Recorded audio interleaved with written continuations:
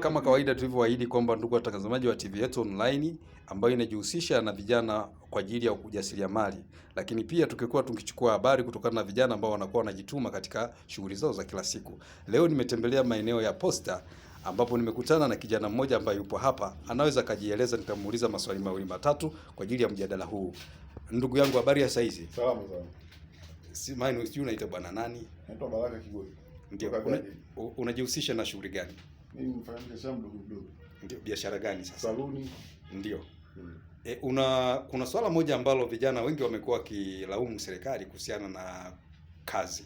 Je, wewe unazungumziaje? Unaona hapa umeajiriwa au umejiajiri mwenyewe? Hapa nimejiajiri. Umejiajiri. Je, kujiajiri na kuajiriwa ni bora kupi? Kibora kipi kati ya kujiajiri na kujiajiri mwenyewe na kuajiriwa ni bora kipi?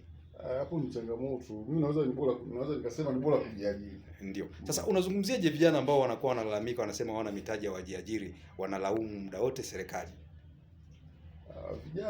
Vijana wanaolaumu serikali, naona kama wanaikosea serikali. Ndio, wanaikosea kivipi? Yaani hapo kijana si amesoma? Ndio. Ndio anasema ajira hamna. Ndio. Ajira hamna, lakini ukitaka kuangalia ajira zipo, wao wenyewe tu wanafeli. Ndio. Lakini kuna vijana wengi wameonekana wakipata boom kipindi kile wamelipwa na serikali, wanakuwa wanafanya anasa sana. Je, unazungumziaje hilo? Ungewashauri nini kama kijana? Ile pesa kama wangekuwa wanatunza kidogo kidogo na kufanya biashara wakati huko wanaendelea wanasoma, je, hazingewasaidia? Badala yake wangekuwa wamejiajiri badala ya kuanza kulaumu serikali wakati wanapewa pesa. Unasemeje kuhusiana na hilo? Zile zingewasaidia kama wangekuwa na akili ya kusema ngoja tu tunaweka ili baadaye nikimaliza shule nije nijiajiri baadaye, ingewasaidia. Huko waliokuwa wanaenda kufanya nasa walikuwa wanakosea.